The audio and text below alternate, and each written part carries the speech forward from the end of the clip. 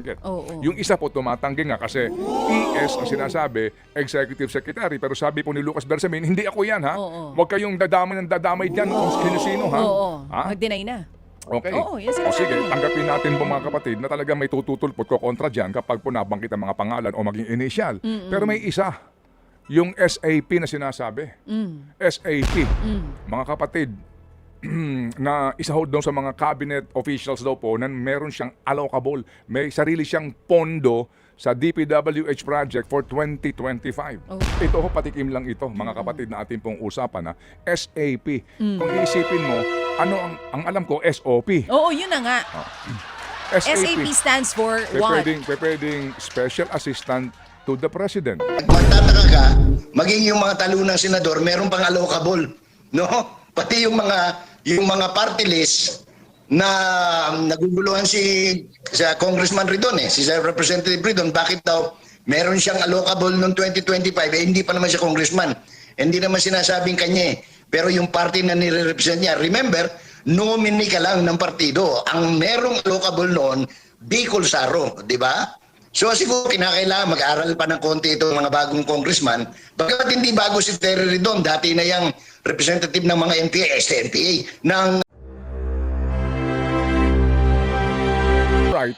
Mamaya din po, hayaan niyo po at kami po muli ay magpapaliwanag sa inyo. No? Ito hong ngayon ay controversial na ano man po ang tawag nila, Cabral Files, DPWH leaks. Leaks. Opo. Ang binabanggit po ng palasyo, ito daw po ay no probative value. At kung gagamitin daw po ito dahil sa may question kung paano ito nakuha, baka daw po ito ay hindi po katanggap-tanggap o hindi maaaring gamitin. So mamaya po, bigyan ho natin ng paliwanag ito na sa ganun po naman ay mas maunawaan po ng ating mga kababayan. Itong mga salitang insertions, allocable, leadership fund, etc. etc. etc. But ang bottom line po dito, mga kapatid, ano po, ito po number 1 ay pera ng bayan at pangalawa, ang tanong, saan po dinala itong sinasabing pera ng bayan na ito kung ito man po ay nailaan sa isang partikular na proyekto. Okay? Naku, Mamaya po oo yan. nga. Okay. Sige. Mga proyekto na yung iba tapos na ay napopondohan pa. Sige po, ipapaliwanag ho natin to para ho naman ninyo maunawaan kung gaano po ito kahalaga, gaano po ito kaimportante sa ating pa rin pong paghingi ng katarungan at pananagutan. Kasi siguro sabi nung mga nandidiyan sa Pasig River, baka humantong daw ho tayo sa kawalan na po siguro ho ng tiwala at pag-asa at sabihin ng mga Pilipino, hindi, okay na yan. Di ba? Quits na tayo. Pwede ba yun? Ay, hindi po pwede yun. Paano quits? Wala na. Paano magiging Hintayin na lang quits? natin sa next election. Ha? Pwede ba yun? Ay, hindi. Parang hindi yata yun ang sinasabi na nga. Parang ang tingin ko, meron pa rin sasampulan by January. Lalo na ganito yung ratings. Kung nakita ng Pangulo, di ba kung ako ang asawa ng Pangulo, ibubulungan ko yan. Sasabihin ko, honey, this can't be happening. O kailangan ipakita natin sa taong bayan na yung sinasabi mo ay ginagawa mo rin. So kung walang nakulong nung Pasko, dapat ngayong New Year meron. Dagdagan mo, wag lang isa. Tsaka magkulong ka ng wag contractor lang. Magkulong ka ng proponent. Alam nyo, ako ay natutokso ng ipaliwanag ito ngayon pa lamang. Pero mamaya na po kasi mga nasa itaas ay tulog pa. Oo nga. Opo, Paano naman marinig nila mamaya tayo? na po natin to ipapaliwanag. Kasi sa lawak ko talaga, napakalawak nito, napakarami po ang sangkot dito. Mahihirapan kahit na po ang ombudsman dito. Kaya ho, ang tanong dito, mga kapatid, ito hong ICI na iisa na lang ang commissioner. Oo nga Alam mo, nalalabuan Ano pa ako sa dun. isa nito? Si Fajardo kasi ang sinasabi niya, kaya daw siya nag-resign. Tapos na daw. Yung mga dapat niyang gampanan sa ICI. Hindi nga Tapos natin siya narinig eh. Ay, teka lang. Nawindang ako, nalito ako. Kasi ko, tapos na? Yun na ba iyon? Yung mga kailangan nilang gawin? Hindi nga natin siya narinig eh. Oo. Dito nga sa hearing, hindi ko siya napanood eh. Oo. Anyway, ito ho ang magandang katanungan. Opo, the fact po na iisa na lang yung nandidiyan, at nagsasabi nga po, what the world needs now is love. Opo, si Ginoong, ano pangalan niya ulit? Yung Si Ginoong Andres Reyes. Oo. Siya na lang po ang natitira diyan. Oo. Ito ho ba'y may saysay pa? Baka ho, palagay ko dito, hindi na po ito magpapatuloy pa. Baka yan po ang kahihinatnan niyan. Pero ang tanong, talaga bang napapanahon pa na magkaroon ng isang Independent People's Commission na bubuuin po, kumbaga sa pamamagitan po ng isang Republic Act o batas? Kasi nga, girl, dito ho sa iskandalong ito na wag ko nating kalimutan sa lawak nito, sa dami ng sangkot dito. Kaya ho pati nga Kongreso, siguro din po sa kanila, dahil nga sa kawalan po ng kredibilidad, kung sila ho ang nag-iimbestiga sa kanilang sarili mismo, sino pa ho ang ating aasahan? Ombudsman? Ombudsman ngayon na punong-puno na po ang kamay nila ngayon sa dami ho ng mga dapat na imbestigahan. At totoo ba ho na talagang dito walang sisinuhin o kinakailangan ng isang independent talaga na komisyon para bubusisi po sa lahat ng ito sa dami po ng sangkot. Halimbawa, ito na. Ayoko Ito na kami. Sige, halimbawa. Yung sinasabi ng mga cabinet secretaries daw na may mga initials. 5 daw po ito. Sabi mismo din po ni Senator Ping Lacson, 5. Okay, may mga initial na binabanggit. Yung isa po tumatanggi nga kasi ES ang sinasabi, Executive Secretary. Pero sabi po ni Lucas Bersamin, hindi ako yan ha. Huwag kayong dadamay dyan kung sino-sino ha. Ha? Mag-deny na. Okay. Yan sinasabi. Sige, tanggapin natin po mga kapatid na talagang may tututulpot ko kontra dyan kapag po nabanggit ang mga pangalan o maging initial. Pero may isa, yung SAP na sinasabi. SAP. Mga kapatid, na isa ho doon sa mga cabinet officials daw po na meron siyang allocable. May sarili siyang pondo sa DPWH project for 2025. Ito ho, patikim lang ito, mga kapatid na ating pong usapan na SAP. Kung isipin mo, ano ang alam ko, SOP. Oo, yun na nga. SAP stands for what? Pwedeng Special Assistant to the President. SAP. Tama. Pwede rin pong Secretary Amena. Pangandaman. Pwede rin. SAP nga din yun. Pwede rin ganun? Oo, pwede rin ganun. SAP nga. Ngayon ko lang naisip. Ngayon mo lang Ngayon ko lang din naisip na pwede nga yun. Pero for sure, magde-deny din. Kung sino man ang may uugnay dito, lahat naman sila nagde-deny. At lahat sila sinasabi, wala kaming kinalaman dyan. Sa mga nakikinig ngayon sa atin, nagsasawa na ho ba kayo sa isyong ito? Kung kayo po nagsasawa at ayaw nyo na humapakinggan ng isyong ito, palagay ko po, mukhang mauulit pa ito. Naku po, wag naman sana kayo magsawa. Saka na po kayo magsawa pagka nakakulong na po silang lahat. Alright, Hindi tayo pwede magsawa dito nang nandiyan pa sila. Sige. So mga kapatid, dyan po lamang kayo kasi po kami hitik na hitik sa informasyon. Marami ho tayong mga panayan para ho sa mga isyong pambayan. Bottom line mga kapatid, ngayon pong papalapit na ang bagong taon. Lumipas na po ang Pasko. Bagamat yung pong spirit nga, kahit mapaano po, di ho ba? Kahit sabi nga ng iba, kahit na po ano pang kabigat ang ating problema, kahit nagaano pa kahirap po ang buhay, tuloy po ang ating pa rin pong paggunita at pagdiriwang po sa holiday season na ito. Amen. Pero hindi natin maitatanggi na nabahiram po ang ating pagdiriwang at itong ating pinag-uusapan ng dahil sa kanila. Ang lahat ng ito ang may gawa ay dahil sa mga nasa itaas. Itong ating pong pinag-uusapan na ito at ito pong kumbaga po ay naging spoiler sa ating pong Christmas celebration ay gawa hindi ng mga nasa ibaba, kundi gawa ng mga nasa itaas. Ang lahat ng itong pinoproblema ng bayan ay hindi gawa ng nasa ibaba. Ito'y gawa ng mga nasa itaas. Think about it. We have to think about it. It's given. Kaya po, para po sa mga nasa itaas-taasan, kayo na pong bahala sa kanila. Naisingit mo pa yun, ha? Oo, tama. Tama naman. Tama. Kayo na po ang bahala. Pwede nyo po silang tapikin. Pwede nyo rin po silang kuhanin. Nasa sa inyo po yun. O kaya po itong mga nasa itaas na ito ay wag na lang. Okay. Baka masaktan sila eh. Oo nga. Okay. Sandali lang mga kapatid. Okay. Anak ka ng po! Hoy, easy! Lunes na Lunes. At ngayon po may pasok sa ilang pong kasi ang holiday tomorrow. Bukas, bakit holiday bukas? December 30. Bakit? Bonifacio. Tama ba? Rizal. Rizaldi? Ano meron bukas? Oo. December 30. Okay, sige. Ano nga? Ha? Oo. Ano nga ni? Mamaya, i-google ko yan. I-google mo. Oo. Ito yung araw ng pagbaril daw. Kay Rizal. Tama ba? Rizaldi? Tama nga Rizaldi nga nabanggit ko kanina. Nalito lang ako sa Bonifacio at Rizal. It's Rizaldi. Rizaldi. Oo, Okay. Rizalde. Okay. O, ayan mga kapatid. Ginulat mo na naman ako. Ikaw talaga eh. Oo eh. Nakakalimutan ko yung mga holiday pag holiday din eh. Okay, So, sige. walang pasok bukas? Ha? Walang pasok? Sila. Tayo, Opo. nandito pa rin. Holiday po. And then yung 31st po mga kapatid, sa pribadong sektor, depende yan sa deklarasyon nila. Sa gobyerno po yata mo, kadeklara na, no, na wala ng pasok sa 31 ng Enero. Parang ganun po ang nabalitaan ko. Anyway, so long weekend po talaga ito para po sa iba. Pero kami po sa aming pong programa, sa aming pong himpilan mga kapatid, tuloy po ang ating pong pagbimisyon. After Dire-diretso. all, kami po nandito to serve the The people. people. Okay. Kayo ba ay satisfied doon sa kinalabasan, resulta nitong BICAM, considering na sa unang pagkakataon ay live stream open at nakikita ng publiko ang ginagawa o yung prosesong ginagawa po nila? Kung congressman ako, happy ako. Kasi merong nakalaan na 151 million pagka bumoto ako in favor of the 2026 budget. Pero kung mamamayan ka, taxpayer ka, palagay ko, hindi ka matutuwa sa katotohanan na bagamat ito'y transparent, saan ka nga naman nakakita, no? Transparent, live streaming, makikita mo, dinadagdagan yung pondo na wala naman doon sa inaprubahan ng House at saka sa Senate. At pagkatapos BICAM, pero naroroon ang mga cabinet secretary na hindi nangyayari at hindi pa nangyari sa kasaysayan ng budget preparation sa bansa. So, it's magkahalong nakakatawa, nakakayamot at nakakagimbal, ano?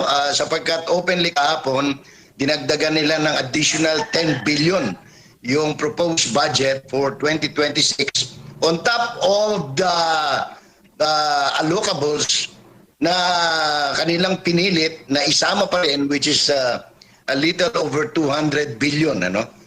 So, alam mo, pagdating sa budget, very interested ako dyan, Jade, sapagkat kaila sa inyo, ako'y 6 na taong naglingkod bilang budget consultant ng isang senador nung siya pa ang chairman ng Finance Committee ng Senate. Opo. So sa madaling salita, Sir Jay, hindi sa kabila ng mensahe o panawagan noon o naging pahayag ni Pangulong Bongbong Marcos Jr. sa kanyang sona na mahiya naman kayo, ay hindi po natututo yung ating mga mambabatas sa pagdating po dito sa pagbabudget natin, lalo na itong ang 2026 budget. Oo, kasi kung makikita mo, Jade, doon sa 2025 budget, talagang grabe ang mga allocables noon, no? Yung allocable, ang madaling intindihin yan, inaalok, no? Pork barrel sa wikang Ingles.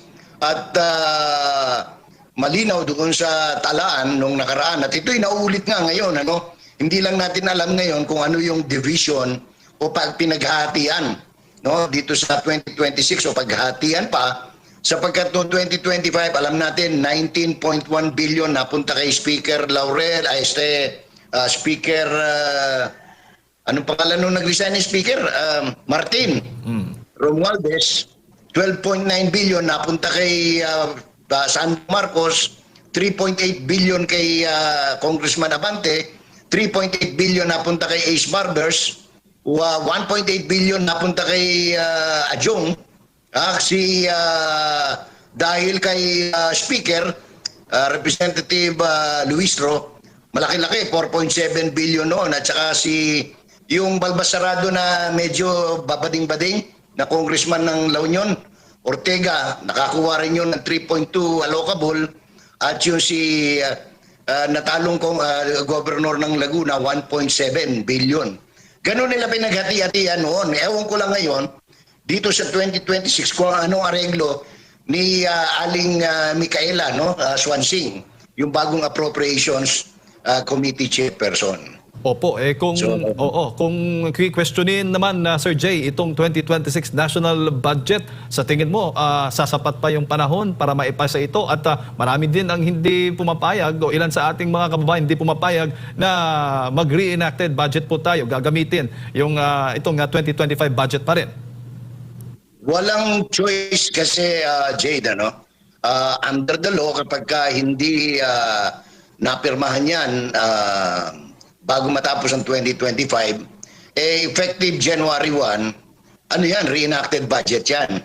Ngayon, kung gaano katagal tatagal yung reenactment ng budget hanggang sa ito ay malagdaan, no? Yung bagong budget ay malagdaan ng Pangulo. Kasi ngayon hindi pa malinaw kailan yung ratification, no? Ang nag-approve pa lang BICAM Jade, no? Babalik pa ito sa House of Representatives para i-ratify nila at ganun din sa Senado ng Republika, and then the enrolled bill will be submitted or will be printed. Pagkatapos dadalhin niya sa Malacanang for review, either for approval in toto or ito ay i-veto in toto or i-veto in part by the sitting President of the Republic of the Philippines, Jay. Opo, yung Pasko nga, sabi ng Malacanang, nagtatrabaho ang Pangulong Bongbong Marcos Jr. para talaga ma-check itong budget natin, Sir Jay. Hindi ko mawari, no, kung anong ibig sabihin ng nire-review ng Pangulo, sapagkat sa totoo lang wala pa naman sinasubmit sa Pangulo, no? Katunayan kahapon lang inaprubahan ng BICAM yung proposed General Appropriations Bill, no? Bill pa lang ito sapagkat dadaan pa nga sa ratification. Pero meron lang akong gustong ipauna sa inyo, Admar at saka Jade, na even assuming arguendo na ito ay aaprubahan ng House of Representatives, at bakit hindi, no? Kung merong nakatutok na kung ako congressman tatanggap ako ng 151 million,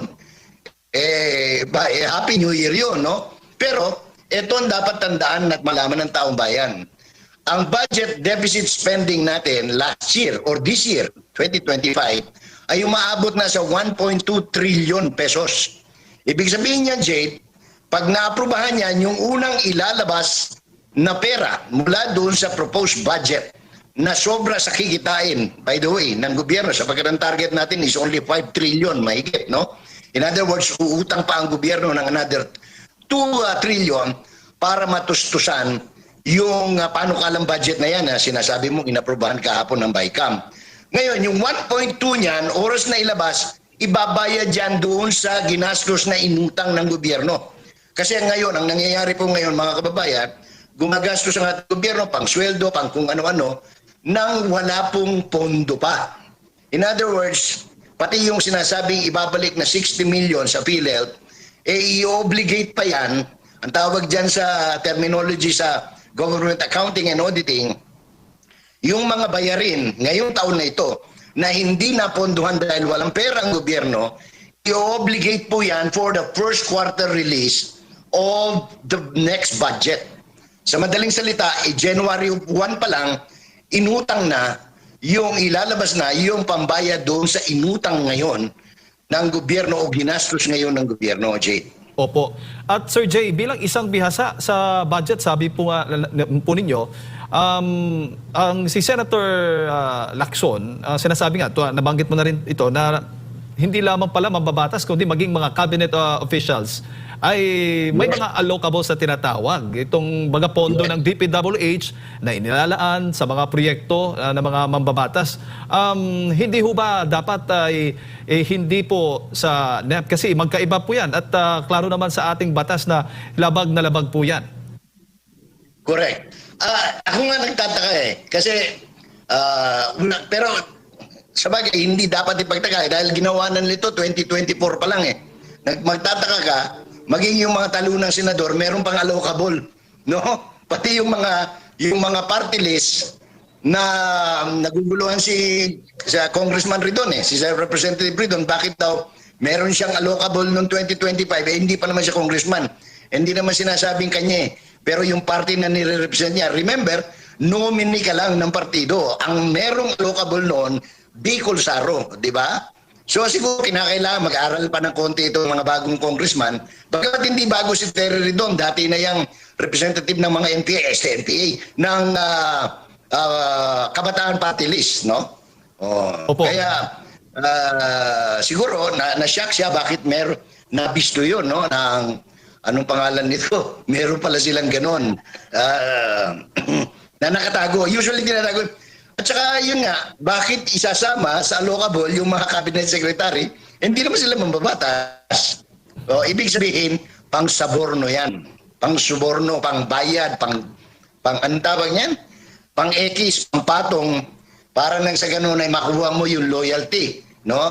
kung sino man yung mga dapat magkakwata ng mali-malitang basura. Opo. At kayo naniniwala, Sir Jay, na ito ay bagong forma ngayon ng pork barrel? Oh yes, very, in fact, tinawag na nga ang pansin nila ng Supreme Court when they ruled on the 60 million, no? Kasi nakita nila doon, kaya sinasabi nila, itong mga ganitong allocable, dahil meron ng precedent case niya, may jurisprudence na dyan, Jade, no? Yung PDAP at saka DAP, diniklara ng illegal yan na Supreme Court. Ang ginawa nitong bagong administrasyon, binago nila yung mga terminologies para mapaikutan yung batas. Kaya lang nakita rin ng mga maestrado yan. Kaya nga itong, ngayon lang tayo nasisyak, meron palang word as allocable, no?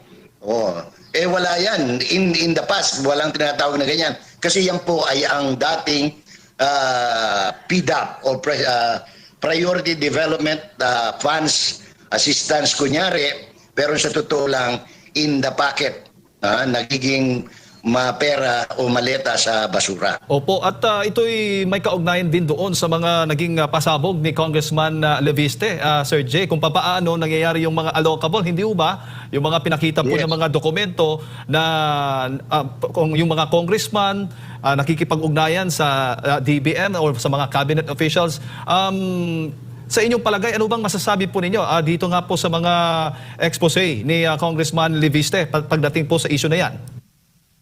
Alam mo, ito nga ang hamon eh. Hamon dyan sa uncivilized society, no? O evil society kung tawagin ng iba. Ang dami nilang pinapile na kaso. Ngayon sila magpakabayani, filean nila ng kaso yan sapagkat meron na nga president case yan, and I'm sure the Supreme Court will rule favorably, no? Kasi hindi na po tama eh.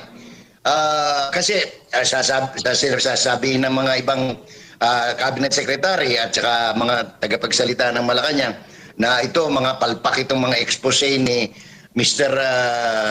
Leviste, no? Ni Congressman Leviste ng Batangas. Pero sa totoo lang, iisa ang source. Ang pinaka-the best dyan, to disprove Mr. Leviste, ay ilabas ng DPWH ni Secretary Vince Dizon, pero hindi siguro niya magagawa yan ngayon, Jade, sapagkat siya ay namamasyal sa Paris, France, no? Ay, wow. Kaya hindi niya magagawa yan. Nag-Happy New Year siya doon sa may Eiffel Tower, no? Doon sa ika-6 na palapag, baka doon sila nagdi-dinner ngayon. Kaya I doubt whether he can release that openly in public.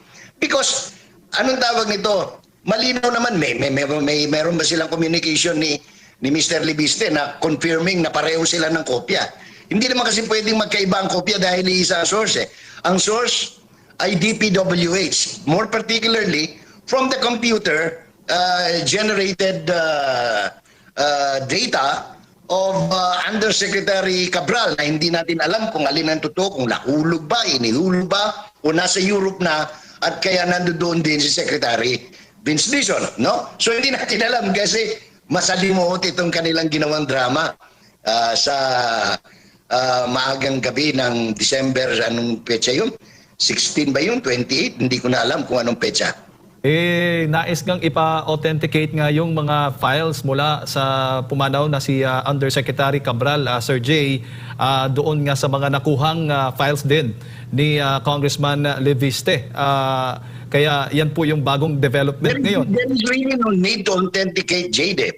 Kasi kung examine niyo yung mga exchanges of communication between the office of Congressman Leviste and that of Secretary Vince Dizon, it appears that he has already confirmed and affirmed the content of his listing as against those from the DPWH kasi nga isa ang source. Hindi naman kasi po pwedeng magkaiba yan ang input ng data unless, of course, may milagrong gagawin sila na baguhin yung kopya na nandoon kay Dizon at saka yung kopyang nandoon kay Boying Rimulya. So, but, lalabas at lalabas eh. Yung katotohanan dyan. Kaya, if I were them, hindi ko na i-attempt na mangyari yan sapagkat magiging problema pa nila yan in the future pagka tinamper nila yung data from the DPWH file. Si Admar, Partner Admar, Sir Jay, may mga karagdagang katanungan po sa inyo. Belated Merry Christmas, advance Happy New Year, manong Jay, may buntag diha kanimo. Isgutan pa nato ning si Congressman Leviste and DPWH Secretary Vince Dizon. Meron kasing pahayag no si Secretary Vince Dizon na sapilitin daw yung pagkuha ng file. Naglabas ngayon ng resibo. Sapilitan daw ang pagkuha ng files doon sa computer, no? Nung minsang pumunta ang kongresista doon sa DPWH. Pero naglabas siya ng files na meron silang palitan ng email. Meron pa nga doon na ayon sa pag-aproba or ayon sa instruction ni Secretary Vince, meron pang lagda ni Secretary Vince, ipinadala sa kanya yung mga ipinost na niya no, sa social media na mga listahan. Tingin niyo po, same ba kayo ng naging pananaw dito kay Congressman Leviste kung bakit parang ang hirap sa DPWH na either isa publiko? Kasi matagal na pala itong transaction nila.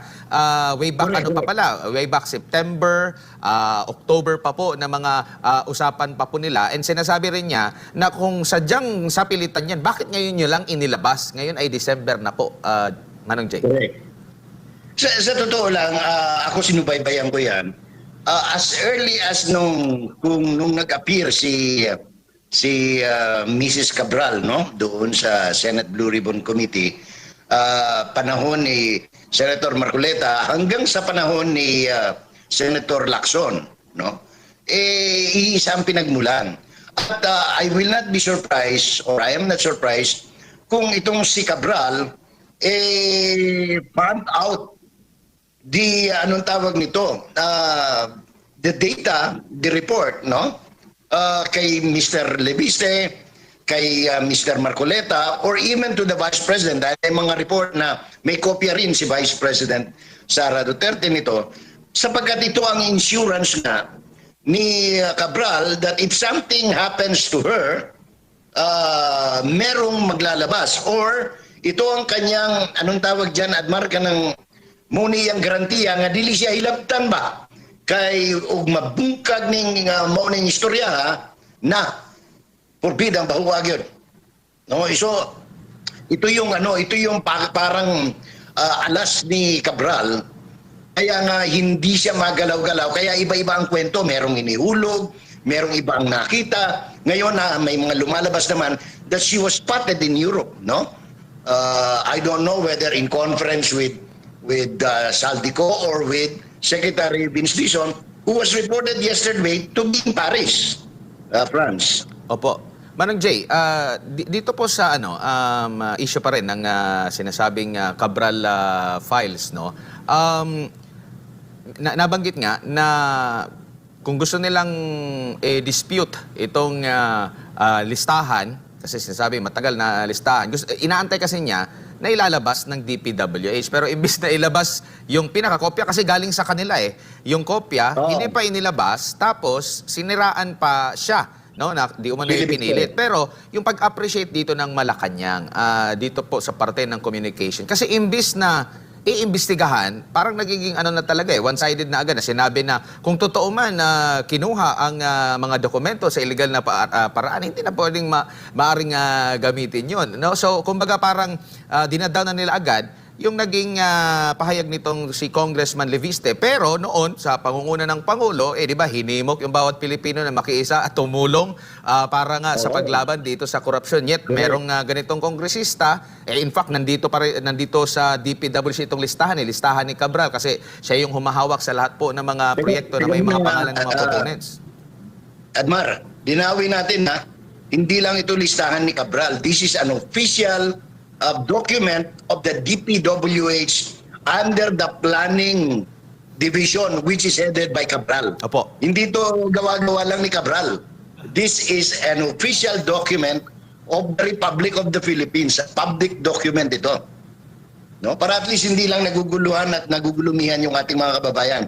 Ito po ay mismong dokumento ng Department of Public Works and Highways na nasa kandili ng Planning Division. Nagkataon ang head dyan ay yung si Catalina Cabral. Ayan, para malinaw. Doon po sa naging pahayag po ng Malacanang dito na agad nagkaroon ng pag-question dito kay Congressman Leviste po. Ano pong masasabi nyo rito? Kasi nanawagan si Pangulong Bongbong Marcos ng tulong mula sa mga Pilipino. O heto, nagbigay ng impormasyon. Manong Jay? Ang tawag dyan, natataranta. Kakataranta dahil sumasabog eh. So, ang tingin ko rito, they are trying to, anong pangalan to, downplay, no? Itong mga expose, hindi naman actually expose, kundi ang paglalahad ng mga official documents sa publiko ni kinatawan Leandro Leviste ng Batangas. So, dahil sumasabog ito sa mukha ng mga opisyal ng executive branch, more particularly the Department of Public Works and Highways, and titandaan natin, lahat itong mga allocables na ito and program funds ay nailalabas lamang sa iisang pirma. At yan ay pirma ng Pangulo ng Republika. It cannot be farm out, it cannot be paid, it cannot be withdrawn unless the President signs the papers, no? Approves the release of the funds under this particular program.